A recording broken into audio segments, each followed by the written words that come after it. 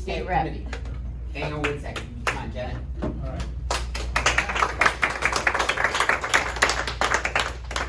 Thank you. Hi, for everybody that does not know who I am, my name is Jenna Hay.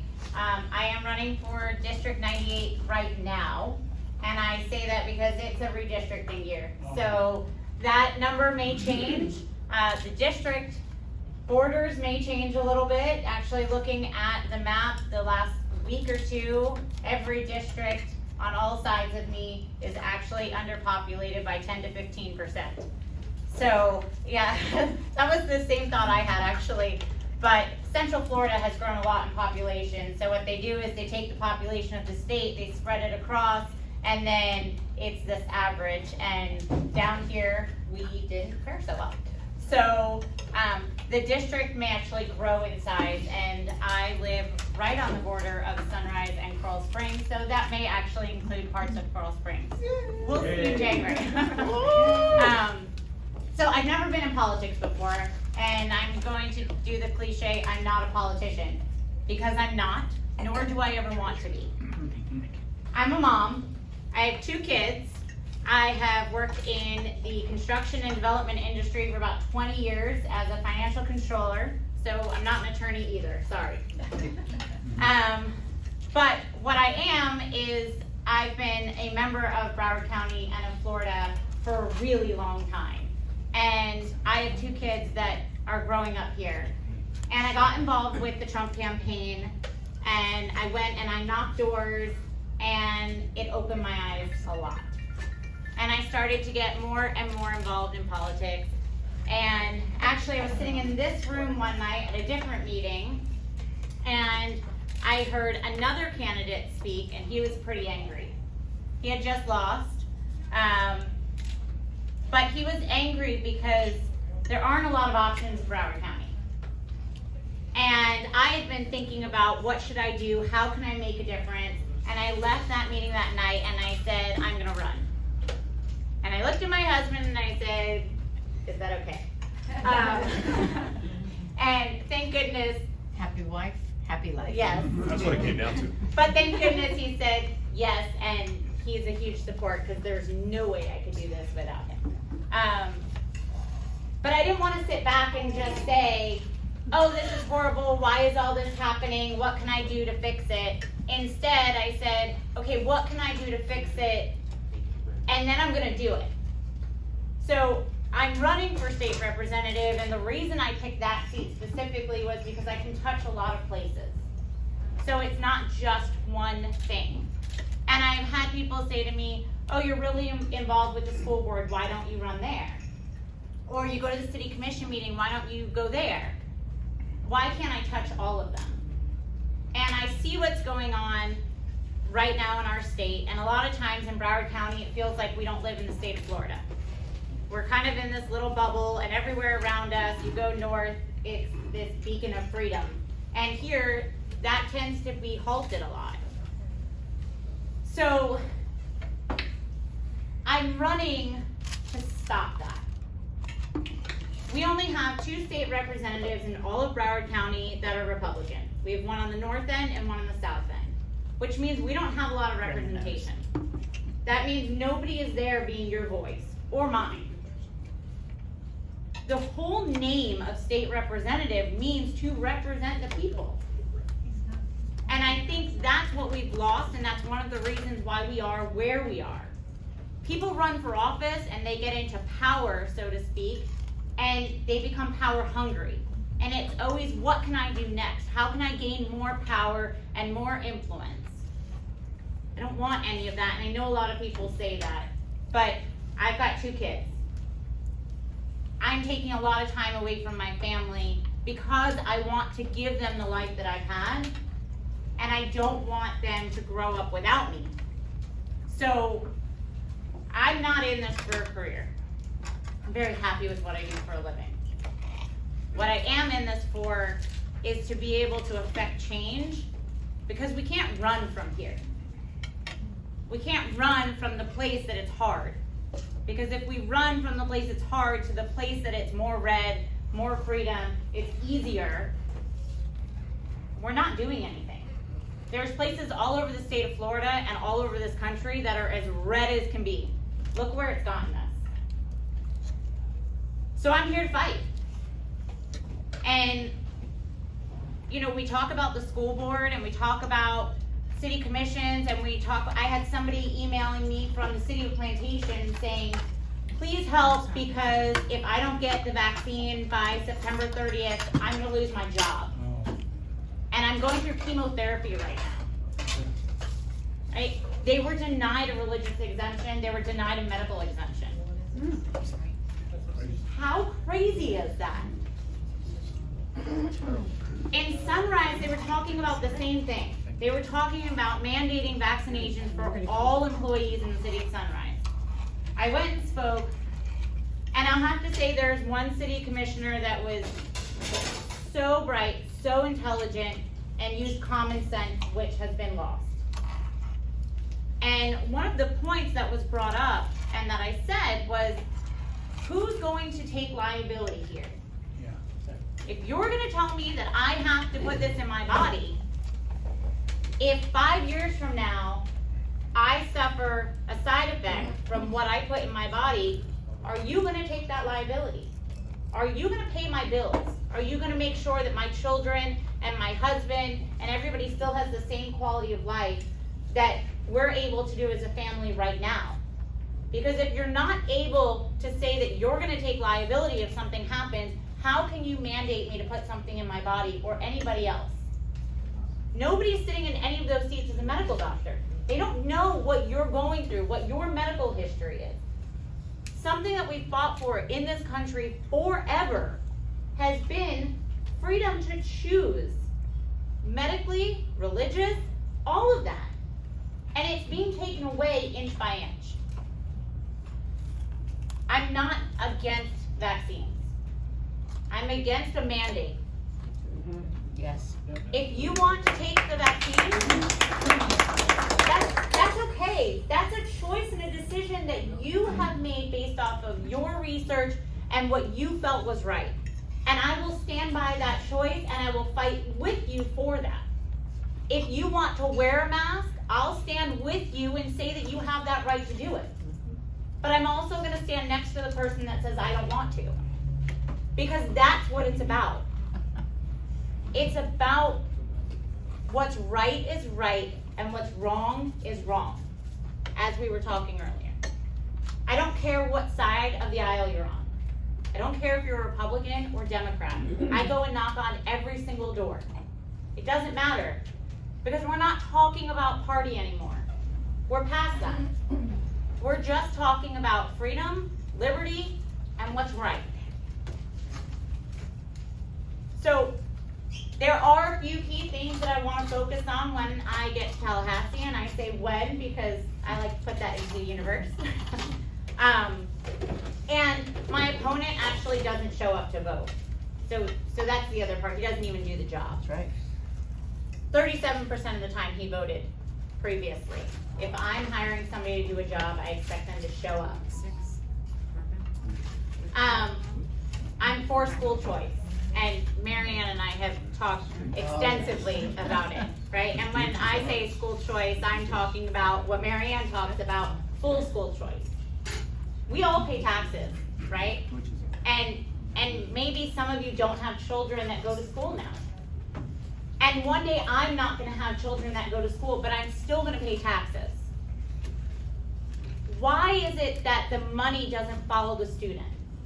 Why is it that they can't, each family makes the best decision for their child and the money gets directed there? That makes sense, right? And then what happens is schools have to be better because they're competing essentially for your business. The other thing is I think one huge issue we have right now when it comes to the schools is our board and our superintendent, right? So we have a board that doesn't care, and we have a superintendent that is going to continuously just do what the board says, because at the end of the day, the board is her boss. I want to do away with that. It's been done in other counties, and And I would like to make the superintendent's position an elected position again. Yes. Yes. Why does a group of individuals, 9 essentially, get to decide who the person that leads the school board, why do they get to decide who that person is? And when they hire them, they're also the same people that can fire them. When we make it an elected position again, they don't have a say. So that position's no longer a puppet.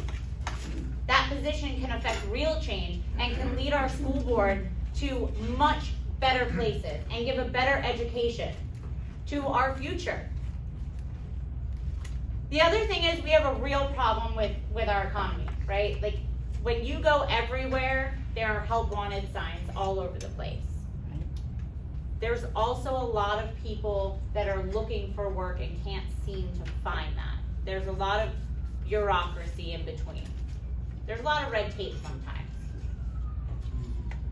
We have a huge homeless population problem, especially in Broward County, and they get moved all over the place.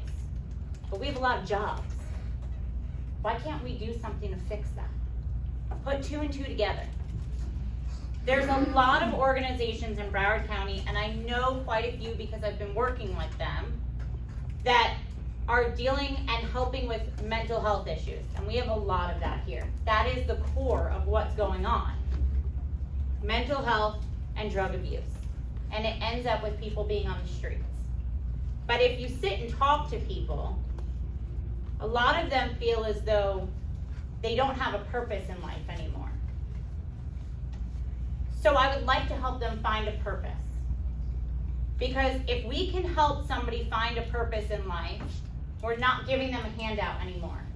We're giving them a hand up, a way for them to make their life better, contribute back to society, and in turn, it makes Broward and eventually our whole state a better place. Right? You walk and see all the help wanted signs. And you see our government talking about, oh, nobody will get out and work. Why not give them a way to help them do that? How about putting programs in place where people can go get a fresh shower, a haircut, some services to actually help them get those jobs? Because I don't know about you, but if somebody walked in off the street and said, oh, I'd like to apply for the job, and they haven't had a shower in over a month, you're probably not going to give them the best welcome. I love Florida. I've been here since I was 8 years old. This is where people save an entire year to come for that little slice of paradise, for a week. We live here. And we deal with the in and out and the day-to-day of the harsh reality of what we live in. But I'm not ready to give up paradise. And it's going to take a lot of work. And it's going to be really hard. And it's going to get a lot harder before it gets any easier. But what I have seen is I've slowly seen people from all walks of life and all different groups come together and become organized. And when we do that, and we lean on one another for each other's strengths, I truly think that we can accomplish anything. And we can take things back. I'm asking for your help because I can't do it by myself. I'm not running for me. I'm running for all of us. And I'm not just asking you to reach in your wallets, although I need that too. But help me make phone calls. If you have an hour of a week that you can spare, help me make phone calls, I'll give you a list. If there's a Sunday afternoon or a Thursday evening after work that you can throw on a pair of sneakers and go knock doors with me, come do it. Because right now my opponent is the one that's walking down Fort Lauderdale and marching against the heartbeat bill. He's marching against our Second Amendment rights. And And when he was originally a little more moderate, the more empowered that he becomes, the more left he becomes. I want to be something that people can look at and go, in Broward County, we can do it. Because when I decided to run, I was told not to. I was told it's too hard. Republicans can't win in Broward. It's a Democrat incumbent. Don't do it. We'll never win that way. We're never going to make change that way. When I talk to other people and I talk to them about running, they say we can't do it. It's never going to happen. It's not worth it. Let's prove them wrong. Let's prove to them that if we come together, we can accomplish it. And we don't have to raise $500,000 to get it done, because at the end of the day, I'm not padding anybody's pocket. We just have to talk to people. Knock doors. Old school politics. Before all this other stuff got in the way. I'm ready to go back to the way it was. So I'm asking for your help, please, so that we can help change Broward and turn it a little bit more red. Thank you. Turn down money from a PAC? I did turn down money from a PAC. And why did you do that? 2 reasons. I don't want to be beholden to anybody. So, I'm doing this to represent people. Important. And I think that when you take money from lobbyists and PACs like that, nothing in life is free. So at some point, when you get elected, they're gonna come knocking and say, remember when I donated all that money to you? Now I expect you to stand up and do what we want done. And I'm not gonna answer to anybody in that way. The only people that I have to answer to are my constituents, not somebody with a big pocket. Do you have a primary opponent or not? I do not have a primary opponent, no. Good. And my opponent last time actually ran unopposed. Whoa. Yes. Yes. Are you taking donations from domestic terrorists in this room? Well, so considering I am a domestic terrorist, according to the Department of Justice, because I go to the school board meetings, yes, absolutely. I have to tell you, I actually went and bought my Halloween costume today, and I bought a jumpsuit because I think it's really funny that I am a domestic terrorist now for speaking out. But listen, until they cart me away in handcuffs, I'm gonna keep doing it. So, Do you have a website? I do have a website. It's really easy. It's just jennahaig.com. Very easy. What district? 98. So right now it's Davie, Sunrise, and Plantation, but that's not set in stone. When will we know? So from what I hear, December, January. Yes. They like to wait. They're redrawing all the They're lines. not gonna eliminate it though, right? I don't think it will be eliminated. So this district has actually only been here for 10 years. It was actually put in place the last time they did redistricting. My assumption is probably that they'll just expand them some. I don't know that I don't think that they'd cut it out because it doesn't look like it has a low enough population comparatively. There are some that are further south that are much more underpopulated. So my hope is that further south will get knocked out and not mine. But if they did eliminate 98 altogether, You could go somewhere else. then, right, I would, District you live in. essentially whatever I ended up in would be where I would run then. So I'm not stuck to the number or my opponent. It's more just about running to be able to make a difference. Awesome.